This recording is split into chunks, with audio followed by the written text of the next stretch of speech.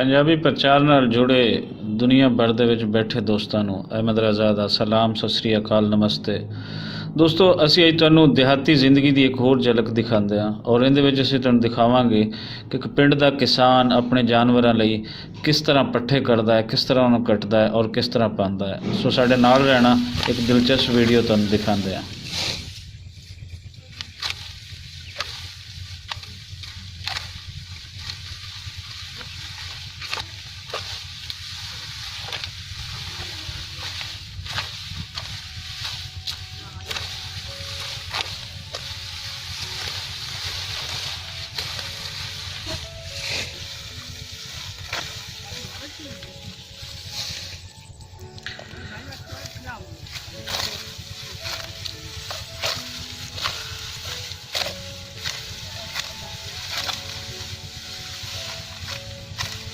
अस्सलाम वालेकुम। वालेकुम सलाम। की हाल है जमींदार साहब?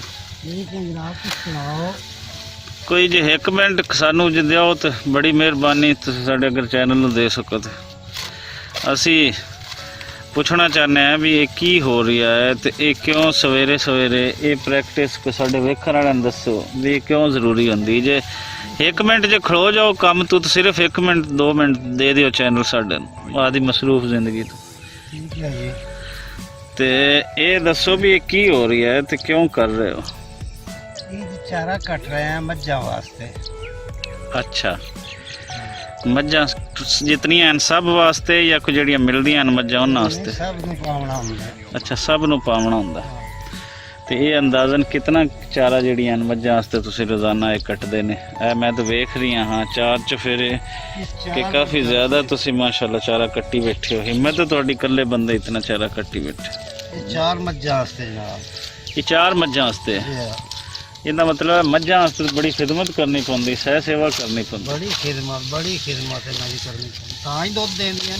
हाँ, तो ये हुण की इस तो अगला प्रोसेस की है? तो तुसीं पट्ठे रलाए, ये ज्वार है? ये ज्वार है जी, बिल्कुल मिठी ज्वार है। ये तुसीं रला दित्ती, उस तो बाद इहदे ते मेहनत करनी शुरू कर दित्ती। ये ज्वार हो गई, हुण तुसीं वढ के ते अगे इस तो की करोगे?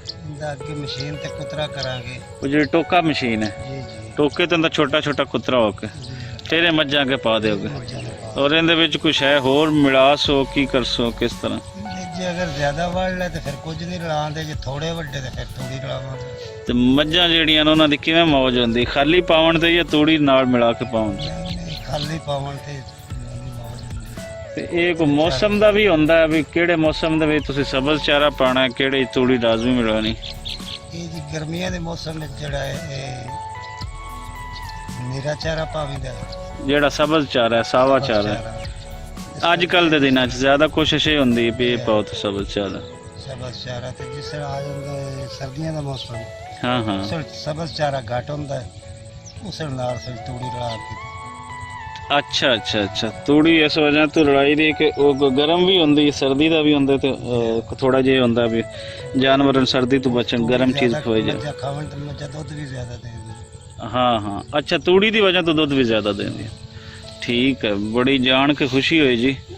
तुसी करो जी अपना काम, तो मेहरबानी तुसी चैनल नाल गल कीती, सानू नवीं इन्फॉर्मेशन दित्ती, वेखण वाले जान सके इस बारे। लो दोस्तों, यह है एक खूबसूरत जिंदगी का तुसी कह लो कि एक व्यू जिहड़ा असीं तुहानूं दिखाया कि पिंड दे विच की काम हुंदे ने और किस किस तरह करने पैंदे ने। सो उम्मीद है तुसीं इसनूं इंजॉय करोगे और इहदे तो जानोगे, क्योंकि मकसद ये होंदा कल्ला इंजॉयमेंट नहीं होंदा, मकसद ये होंदा कि कुछ तुसीं इन्फॉर्मेशन गेन करो, कुछ नवां जानो। और पिंडा की जिहड़ी जिंदगी है उहदे बारे नवां जानना वो वाकई बहुत मुश्किल है, क्योंकि इनू कवरेज बड़े घट लोग देंदे ने। और साडा चैनल शुरू तो ये कोशिश रही है कि असी शहरी पंजाब दे नाल नाल जिहड़ा रूरल पंजाब है उसनूं भी अपनी उतनी ही जगह दईए जितना शहरी पंजाब नूं देने, और इत्थों दे बारे तुहानूं इन्फॉर्मेशन दे सकीए।